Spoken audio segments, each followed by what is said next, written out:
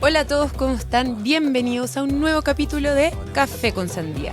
Hoy, como lo prometido es deuda, vamos con un capítulo cultural y estamos con la noticia, con un estreno, con algo demasiado entretenido que todos tienen que ver. Y se trata de una obra de teatro que se llama La Música de Diana y que tenemos aquí sentadas en nuestra sobremesa a dos tremendas mujeres que son la directora Andrea Yadach y a la actriz Shlomit Beitelman. Bienvenidas al Muy programa. bienvenidas a nuestra sobremesa. Muchas gracias por estar acá. Muchas gracias a ustedes. Ellas dos son una de las fundadoras del colectivo Natuf. Y yo quiero partir preguntándoles qué es el colectivo Natuf. Sí, un colectivo súper particular en Chile, porque no se ha hecho esto antes de tener un grupo, un colectivo de teatro conformado por personas judías y palestinas. Y nosotras nos configuramos el 2017, empezamos a trabajar juntas, junto con muchas otras personas judías y palestinas y algunas personas chilenas, para hacer algo en conjunto, desde una investigación, para saber si podíamos hacer una obra juntas. Ahora, bajo la conciencia, ¿verdad?, que no era tan fácil hacer esto porque también es peligroso, era peligroso blanquear la situación en Palestina, ¿verdad? Hicimos una investigación y fue tan difícil hacer una obra de teatro juntas que lo que expusimos es lo difícil, fue sí. lo difícil que fue en nuestros diálogos. Claro. Estamos hablando de la obra El Círculo. El círculo, que fue como la confrontación de la mirada antagónica en relación a cómo ser judío, cómo es palestino, pensando en Israel y Palestina. Entonces, así parte el colectivo Natuf, que también tiene un significado, la palabra Natuf, que es un sitio arqueológico en el Wadi, por la zona del Levante, Palestina, donde no existían las fronteras. Es un sitio preagrario donde existía una cultura semi-nómade. Entonces no existía eso, esto es mío, esto es tuyo, ¿verdad? Simplemente la tierra era de todas las personas que las habitaban. Sí, de ahí viene. Eso, interesante lo que dice esto de tener cuidado de no blanquear, porque yo he escuchado de otros colectivos de israelíes, palestinos que hablan de la paz. Y la problemática que yo he visto, porque claro, todos queremos paz, pero que se pone la responsabilidad por igual de los palestinos con los israelíes. Entonces, ¿cómo enfrentaron esas discusiones dentro del mundo judío con el mundo palestino? Porque debe haber sido complejo. Sí. Bueno, lo teníamos claro que no era igual y justamente ese era el problema, porque éramos por lo menos un lote de judíos que teníamos esa claridad o que la íbamos teniendo mientras, digamos, estudiábamos, y la presión del colectivo propio, ¿ya? Y ese fue, entonces, el miedo a dar la opinión, el miedo a ver y mostrar lo que estábamos descubriendo también. Sí, yo creo que incluso para el lado judío fue más difícil en ese sentido, porque es increíble que el 2019, cuando estrenamos la obra, aún no era tan claro para todo el mundo lo que pasaba allá. O sea, después de, octubre del 2023, todo queda mucho más expuesto, ¿no? Pero también quiero decir que las personas judías no pensaban todas igual. Claro, ¿verdad? Por supuesto, ¿no? No eran como bloques. Y así como, bueno, las personas palestinas sí estábamos más de acuerdo, ¿no? Porque en general todas las personas palestinas éramos ya activistas. Entonces, lo difícil fue, claro, empezar a asumir para algunas personas judías la realidad. Y esto pasó porque estudiamos mucho, vimos muchos documentales, leímos mucho, entrevistamos a muchas personas. Sí, tuvimos reuniones muy bonitas en nuestras casas. Fue realmente, hicimos por ejemplo unos mapas que los poníamos en el suelo, un poco de las migraciones de nuestras propias familias. Fue súper interesante. Y bueno, estudiamos historia, estudiamos teoría también, ¿verdad? Edward Said, Orientalismo, Hannah Arendt, Identidad Asesina, Maalouf, etcétera. Y entrevistamos a muchísimas personas, bueno, a la Nadia Silgi, entre estas personas, que ella sabe mucho, ¿no? Historia, Derecho cantidad. internacional. Eso sí, me acuerdo. Sí, en mi casa fue. Sí. Con eso también te das cuenta que la historia siempre se cuenta, o la historia que nos cuentan, al menos desde que somos chicos, se cuenta desde un lugar. Exacto. Nunca te cuentan la historia completa, y al menos para los que se educan bajo, aquí tú me puedes contradecir, si no, pero los que son educados bajo la cultura hebrea, sobre todo, te la cuentan de una manera más diferente aún, contándote un poco de sobre Israel.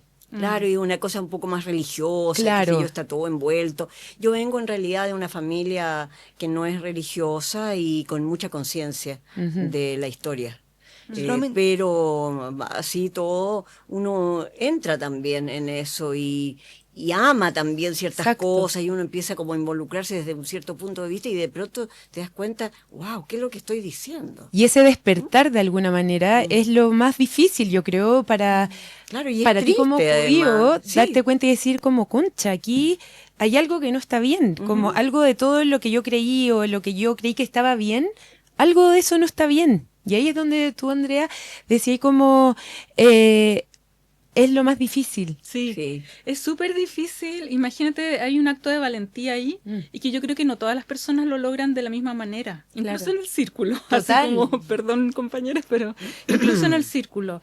Pero sí, ahora vemos que hay personas judías que son incapaces de ver y están absolutamente rigidizadas en el relato hegemónico de Israel, Total. capturadas por ese relato, y hay personas maravillosas, admirables, personas judías que no pueden creer lo que está pasando y no pueden creer en lo que han creído toda su vida.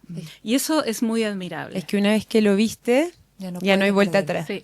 Yo te iba a preguntar a ti como judía, y también a lo mejor a las otras compañeras judías, ¿cómo ha sido esto que a veces le llaman las disidencias judías en Chile? Porque la verdad que en Chile el judaísmo todavía es bastante sionista, pero yo conozco varios de la agrupación judía de Hannah Arendt, partiendo por ahí, y en general se repite este discurso de que es muy difícil ser de alguna manera una disidencia, que es básicamente criticar a Israel. ¿Cómo ha sido para ti? ¿Tú has tenido experiencias dentro de la misma comunidad judía? Bueno, claro, yo creo que siempre he estado como un poco aparte.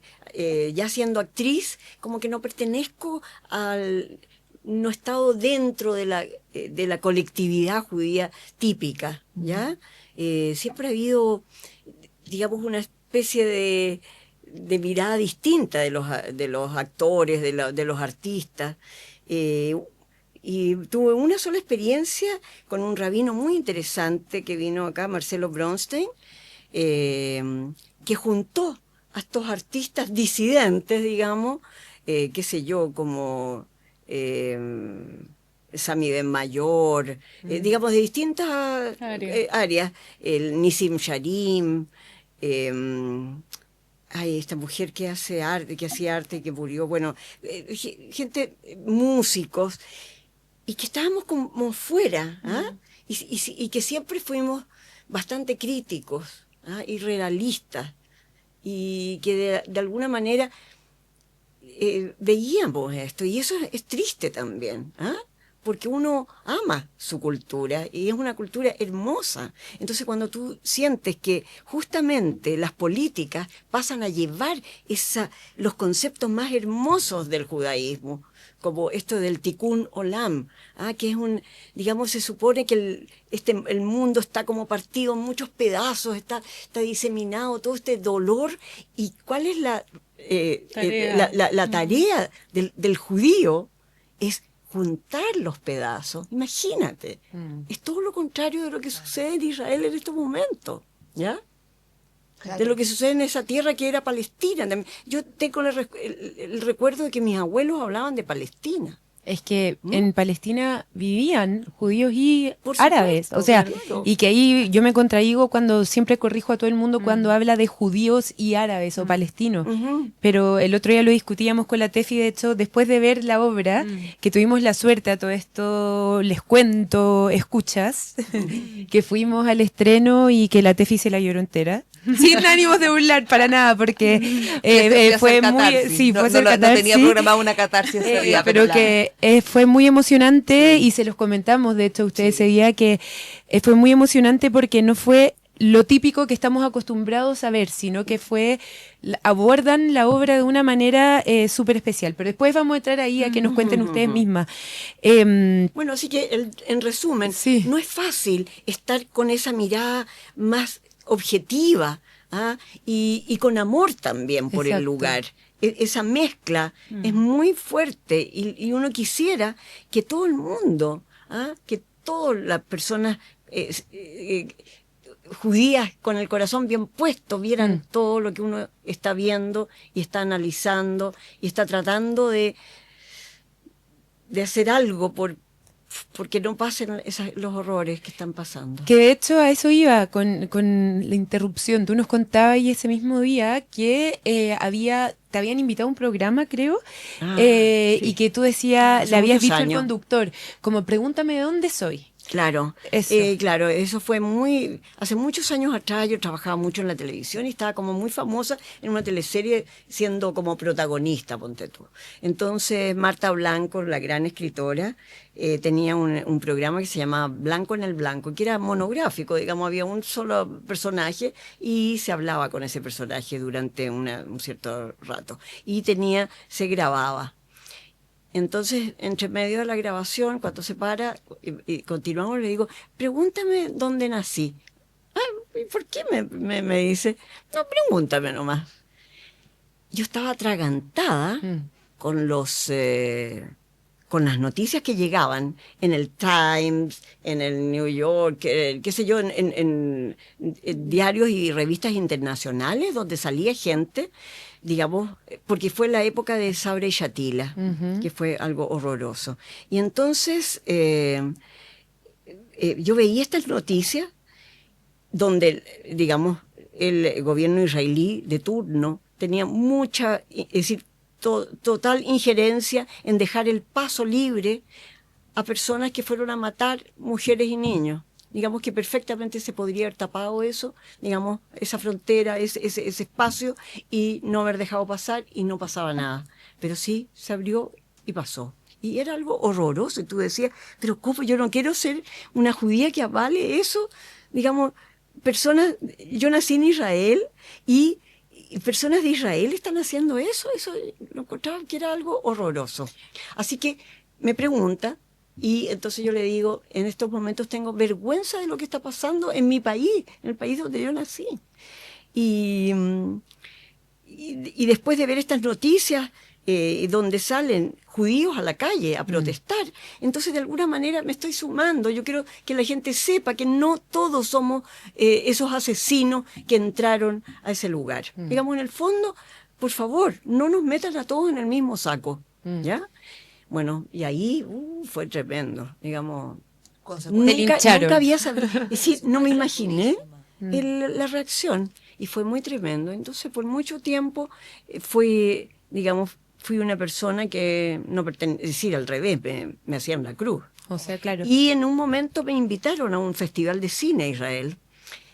El embajador de ese tiempo, bueno, me quitó el saludo, me mandó hasta una carta, me mandaron cartas, no, era una cosa tremenda. Imagínate. Me insultaron, fue muy, muy fuerte. Y en un momento me invitaron a Israel a un festival de cine. Y de pronto, en una comida así como internacional, con el embajador de Chile, qué sé yo, veo que está el embajador, muchos años después. Y se acerca y me dice, tenías razón. El embajador. ¿En serio? No te puedo creer. Mira, No, tú te fuiste juro la que primera me emociono.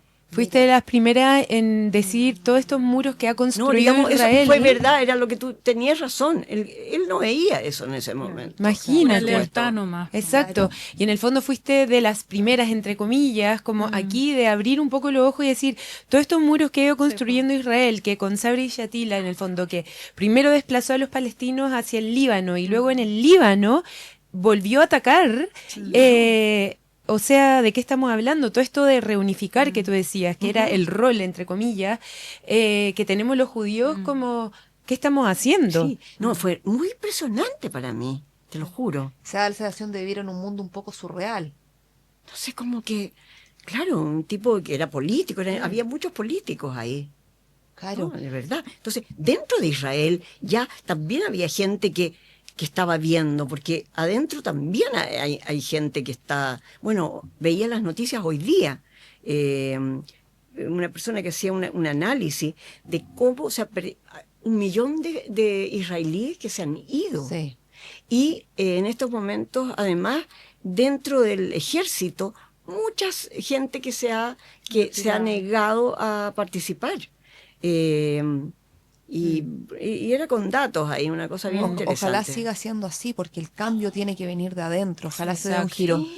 Yo quiero que nos vayamos a lo que convoca esta invitación al Café con Santía, la música de Diana. Sí. Diana, periodista, detenida, desaparecida, aparte de Diana Aarón. Diana Aarón, claro, desapareció muy joven. Cuéntenos un poco cómo fue el proceso de crear la música de Diana. ¿Quién es Diana Aarón? Y en el fondo, ¿cómo ustedes lograron unirlo con el tema de Palestina? Bueno, primero conocimos a Diana Aarón, ¿no? Como esta figura. Después del Círculo, la Alejandra Díaz con otras personas hicieron esta agrupación judía Diana Aarón, y a mí me invitaban como Palestina amiga a participar de las inauguraciones, de muchas cosas.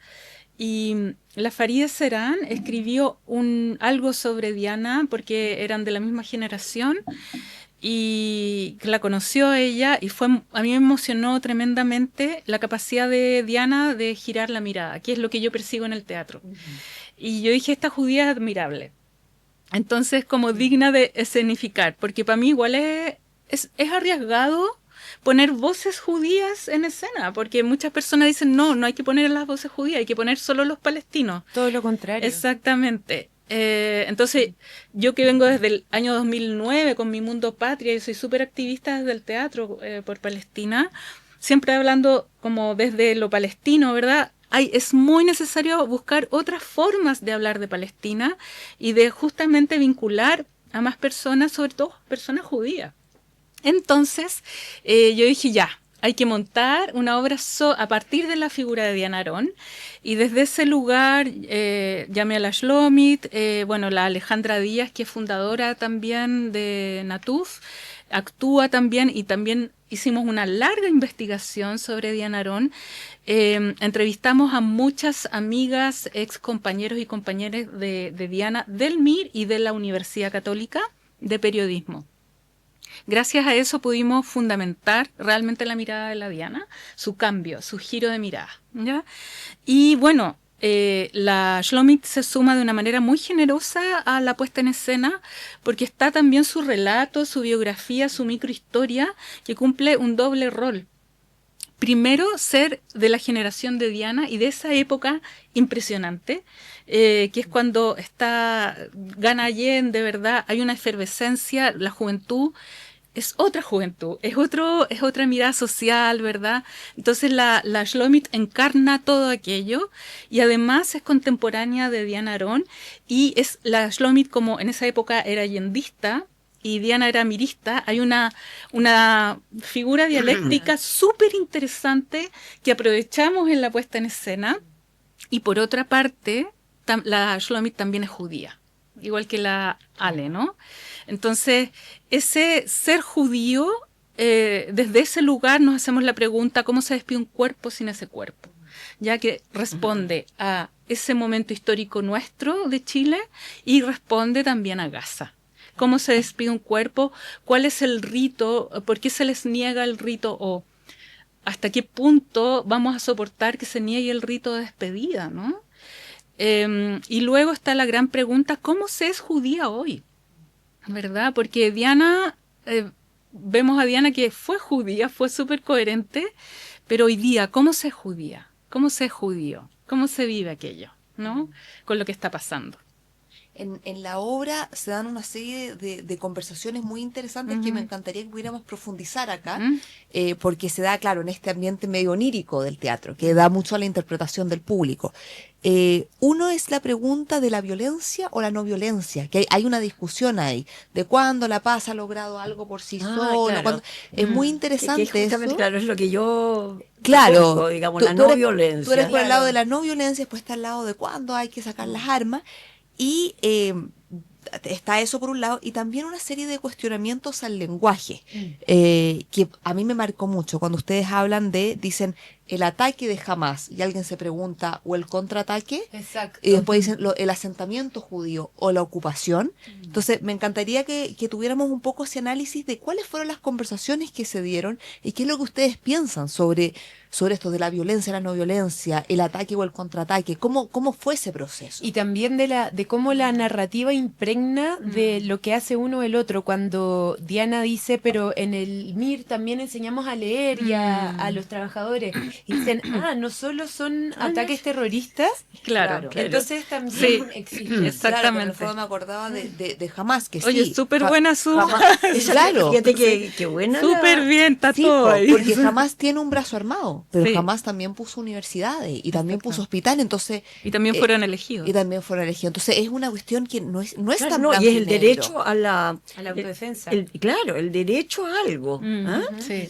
Claro, no, bueno, ahí yo tengo esa contradicción y la sigo teniendo, digamos, obviamente soy una pacifista de alma, ¿ya? Pero creo que, imagínate lo que está pasando ahora en Israel, es decir, ¿quiénes tienen la super arma? Claro. Exacto. Es que hay varias cosas de lo que ustedes nombraron que está súper lúcido, en el sentido, y a mí me alegra como dramaturga, ¿ya? Porque hay palabras ahí puestas que son justamente para llevarse esas preguntas que no son certezas. ¿Ya? O sea, yo puedo tener mi punto de vista, la Shlomit, etcétera, y eso se expone y eso se lo lleva al público, ¿no? Entonces, por ejemplo, ¿qué es lo primero? Ustedes, ya. Uno de nuestros objetivos primero era salir del estigma del MIR.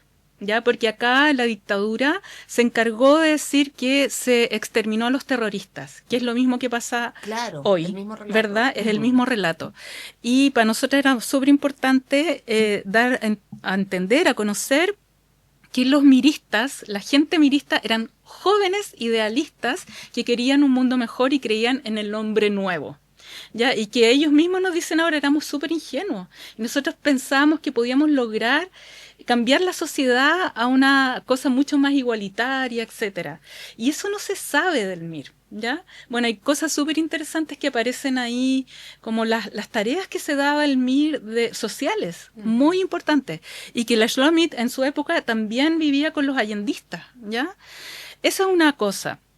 Luego está también el tema del, claro, el ataque o el contraataque, ¿verdad? Que es súper importante, yo creo, hoy en día, porque muchas personas creen que esto empezó con Hamás, ¿verdad? Con el ataque de Hamás, pero desde mi punto de vista es un contraataque, y esto me hago cargo yo. Como Palestina, como desde mi lugar. O sea, ¿qué esperas? Bueno, y aquí Fanon se puede citar, ¿verdad? Sí, que él nombra como cuando los esclavos se rebelan no es algo lindo. Claro. ¿Ya? Y en el fondo esto empieza el año 48 con la colonización del Estado de Palestina histórica, y no nos olvidemos que las bandas terroristas sionistas entran arrasando 500 aldeas palestinas. Y eso es terrorismo. Ya, desde ahí en adelante hay contraataques. Y incluso un poco antes. Incluso un poco antes, tienes toda la razón. ¿Ya? Pero eso, los ingleses. Sí, pero también las bandas, no nos olvidemos que el ejército israelí está conformado por los primeros terroristas sionistas, ¿ya? Que no eran un ejército, ¿verdad? Eran bandas armadas que vienen a arrasar y a matar. Entonces, ahora se dice que son mundos civilizados, ¿verdad? pero la colonización de asentamiento comienza el año 47-48, borrando, ¿verdad?, la población nativa. ¿Ya? Entonces, desde ese lugar se dice un contraataque. Ahora, también creo que es importante decir que Israel sabía del ataque a Hamás y se retiró. Y dejó que esto pasara. Y eso ya se sabe. Sí, ya está consignado. ¿Ya? Increíbles. Sí, eso ya está consignado y eso ya se sabe. Que lo expones, porque aquí hay una... Oye, hay una contradicción de la gente o una falta de conocimiento, que se quedan con lo primero que sale. No, esto fue el 7 de octubre, Hamás partió, y casi que es lo que buscaron, se salió un poco de las manos, lo pongo entre comillas, y por eso está lo que está, como la guerra entre Hamás y Israel, dicen. Claro. Y esto no es así, entonces... Qué bueno que como que lo vuelves a decir, porque es como esa narrativa que se quedó implantada en decir esto fue el 7 de octubre, fue el Es que esa es la propaganda, po. Exacto. O sea, sabemos quién tiene el poder de los medios, exacto, ¿verdad? De todos los medios, Meta incluso, ¿verdad? Entonces es súper fácil instalar un relato, exacto, y que el gobierno israelí, que es súper poderoso, invite a gente del gobierno de Chile y viajan y ver el horror del 7 de octubre, ¿verdad? Pero no dicen sobre la operación Aníbal, donde también los soldados matan a israelíes porque no quieren prefieren matar que... No, y también lo otro curioso, que los palestinos aparecemos en la noticia solamente cuando Israel es la víctima. Claro. En 2022, donde fue el año donde más palestinos mataron en Cisjordania en 20 años, creo, no llamaron a ninguno de nosotros a una entrevista, oye, ¿qué piensan esto? Solo aparecemos cuando aparece un ataque o un contraataque. Exacto. Por suerte que ahora, es decir, tenemos la posibilidad de que a través de Instagram o de qué sé yo, de saber un montón de cosas. Yo sigo un personaje que me informa todos los días, que es Martín Gac, que es un argentino increíble y que es súper judío, digamos, un gallo criado en la judería más profunda de Argentina, con esa alma del tikkun olam que yo hablo, de lo más profundo de lo que queremos ser los judíos. Y él entonces está mostrando esta realidad y se nutre de muchas noticias muy importantes de gente, digamos, de noticias verdaderas, de cómo, de esto, cómo se ha tapado, digamos, esto de que, digamos, se retiraron, esta retirada para dejar lo mismo el campo... que el Sabri Shatila. Lo mismo que en Sabri Shatila. Que es lo que yo les decía el mismo día del estreno, que cuando hablaban de los judíos y los palestinos, acá no tienen nada que ver. O sea, primero el judaísmo es una religión. Después con la Tefi nos quedamos discutiendo, luego ella me decía, sí, pero va más allá de una religión. Es como cultural, es una identidad, es una cultura. Claro, y da lo mismo donde la ejerzas, exacto, digamos, donde estés. Tiene que ver con una identidad, ok. Pero es una religión al fin y al cabo. Contra una nacionalidad que es los palestinos, y siempre se tiende a decir los judíos y los palestinos. Y podemos ser judío palestino, claro, no son peras con contradictorios. manzanas, ¿cachai? Claro. Es como que digamos los chilenos y los cristianos, claro. Es lo mismo. Pero mira, yo creo que yo soy súper respetuosa de la elección de la identidad, ¿ya? Entonces, sí, los judíos es una religión, pero yo he aprendido a respetar que hay personas que dicen es una cultura, ¿ya? Porque claro, la Shlomit o la Ale son personas, la Ale se dice atea, ¿cachai? Pero sí viven los ritos judíos. Claro. Entonces pasa a ser como más bien una cultura y yo lo respeto. ¿Ya? Sí creo que es súper importante lo que dice, que ser palestino tiene que ver más con la etnia y con la población que habita la zona y nuestras herencias y nuestra identidad también, que elegimos ser. Yo me digo palestina por un espacio, porque creo en ese espacio de resistencia ante una borradura, ¿verdad? Porque los israelíes o los sionistas no dicen palestino, dicen árabe, ¿verdad? Exacto. Entonces, ante esa borradura yo elijo decir Palestina, ¿verdad? Y bueno, eso, iba a decir otras cosas, pero ahora es tanto, ¿verdad? Que se me olvida. Quiero decir una cosa. Perdona, Islam, que tiene que ver con algo anterior. Tú dijiste algo muy importante. Ya, pero que no se te vaya. Es que quiero decir algo. Yo no tengo una mirada cerrada en relación a Hamás, ¿ya? Porque yo creo que es mucho más complejo y no puedo decir esto u otro. Yo creo que me faltan muchas aristas, ¿ya? Pero sí o sí creo que esas aristas existen, ¿ya?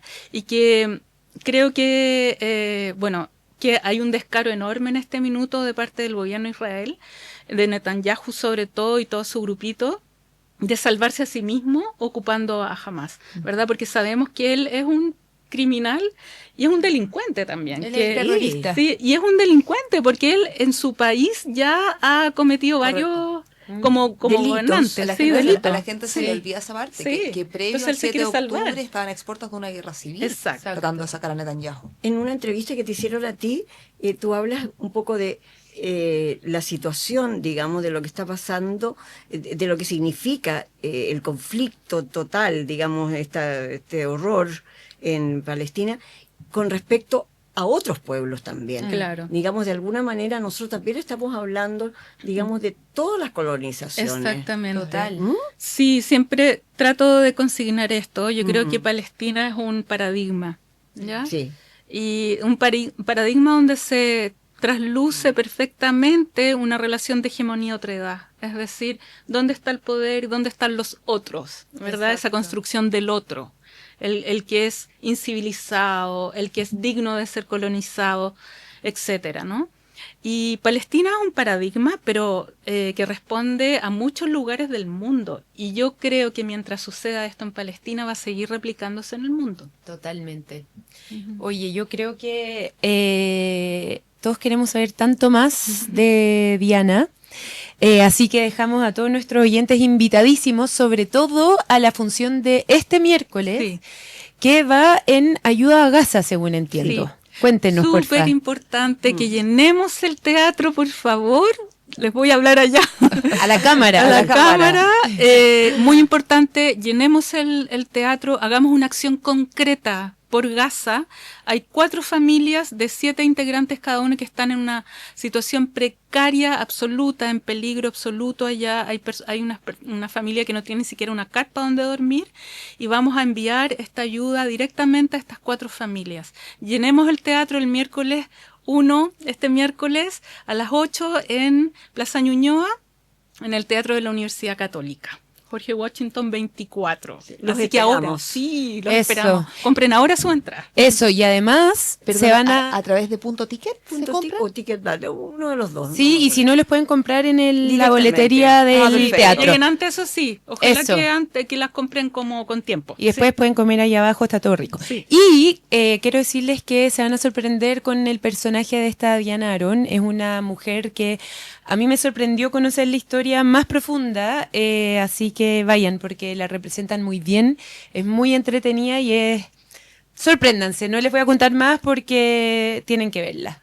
Eso. Muchas gracias, chiquillas, por estar acá en el programa. Y ya saben, no se pierdan ir este miércoles. Igual está hasta el 4 de octubre. Sí, eso es importante. Es cortita. Si no pueden ir este miércoles, vayan el jueves, viernes o sábado a ver la música de Viena. Eso. Perfecto. Nos vemos Muchas allá. gracias. Muchas gracias. Gracias a usted y nos vemos en un próximo capítulo de Café con Sandía. Chao, Javibis. Chao. Esperamos que hayas disfrutado de este capítulo. Puedes volver a escucharlo en nuestros canales de Spotify y YouTube. Sigamos esta conversación en nuestro Instagram y TikTok. @Café con Sandía. Parler, on vous entend pas.